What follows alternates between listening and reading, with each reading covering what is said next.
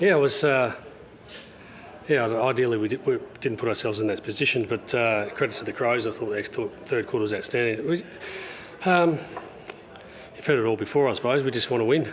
There's a great will to win. Johnny Noble's efforts in the last quarter and over the other side of the ground, testament to that. There's a number of players that just don't want to give up. Good method.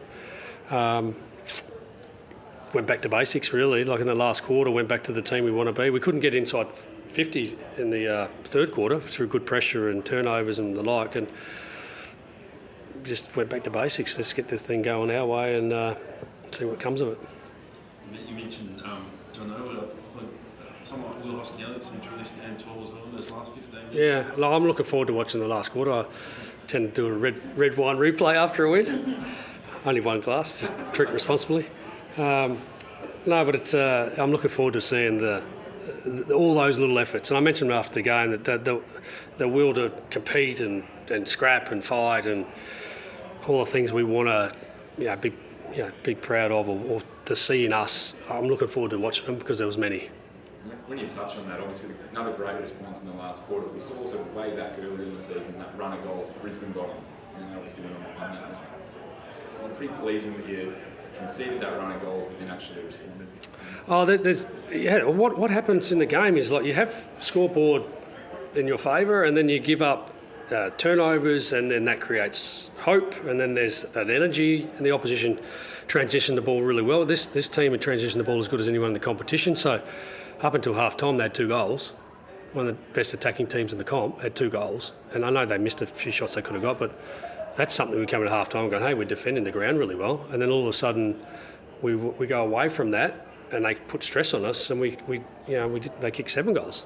And then we get back to it and they kicked 2 in the last quarter. I know they had more shots and whatever, but it's a pretty simple game really, like defend the ground well and then, but go back to what your question, the ability to defend the ground and fight back was something we'll reflect on and take with us.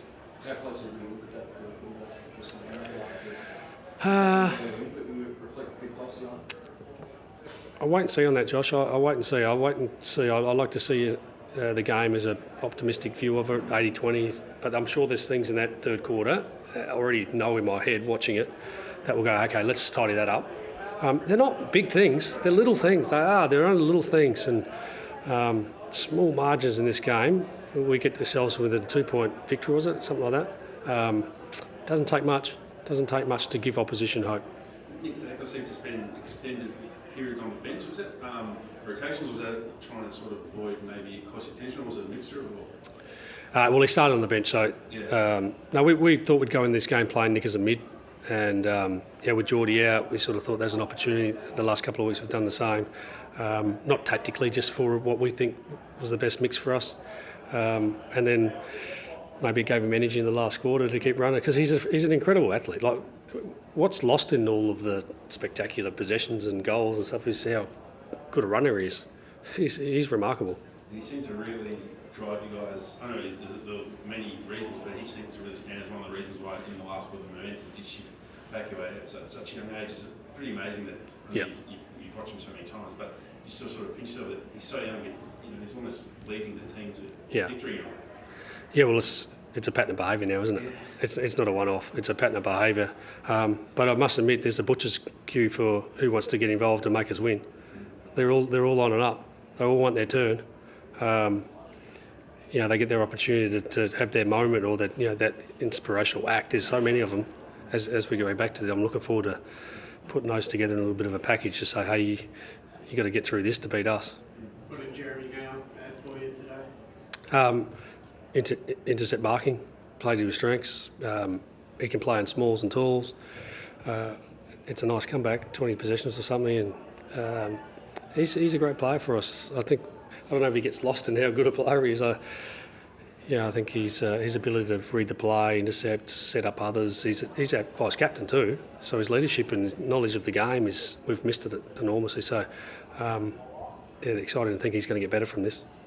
Just back on Nick for a second, you mentioned that De Goey not being there played a role in why he had more midfield time and those sorts of things. But what about when Geordie comes back? Is he presenting a case where he just has to be in the midfield, or is it the the team its best is. Yeah, that's a good question. I think futuristically we see Nick being a midfielder. Like if we're doing list management forecasting, we think Nick's going to be an inside mid. Righty's looking at me going, you just stick to your job. Or I'll coach ground balls, you do the list. But futuristically I think he's going to be an inside midfielder. And so, it's just a matter of time and picking the right opportunities when they present, but also we don't quite have someone like him down back either to get the ball out of there. So it'll be a balance. What about his brother, Fly? I feel like he's almost Yeah. been on the radar because of how much we talk about Nick and focus about Nick. But his first half today and his game in general was sensational. Yeah. Are we underestimating how well he's performing this year? I'm not sure what the external view is. I know internally we're rapt with those. I think that's 70 possessions between them. Peter would be pretty happy tonight. But yeah, just the ability to do their job. And I thought Josh was influential in the scoreboard the way it looked at halftime. He was significant, the way he played his role, the way his possessions had value. It's nice to see both of them smiling at the end of the game and really enjoying their footy. Just obviously in the last 18 months, so much has been made of your ability to not only fight back from behind, but also win the close games. And obviously, you look to the last final series, you lost a couple of close ones. Are you hoping that this continued ability to win these close games, if it does get tight in the finals, this repetitive will hold you in good stead? Yeah, well, there's a pattern of behaviour for that. But reality is we're all 18 teams right now are just trying to qualify. Some have got more hope than others. Some are around the edge, and we're just in the business right now of just taking it one game at a time there. But we just need to qualify. We haven't qualified yet. Like, if we lose every other game, I wouldn't have thought our position in the eight's guaranteed. So we're just going to just keep working towards that. And expectation aside or whatever it looks like, we're just in that world. We're living in that space. And all the little lessons, the little patterns, the little opportunities missed or gained, they're all going to stand us in good stead when we need them to draw upon them. And that's what you call experience. What did you make of Mason Cox's last score? Not just the goals, but even the melee on the inside and just to sort of rouse the troops. He's having a great year, isn't he? He's significant in terms of the crowd. 65,000 here on a Sunday, middle of winter. I must admit my daughter didn't scan a ticket, so I think they missed one. So whatever the number is, add one to that. Mason's been fantastic. He's got a presence. Like he's kicking his goals. He's got a presence. He's playing with great spunk. We're wrapped how he's going. Any concern with Braden Maynard came off the ground quite late?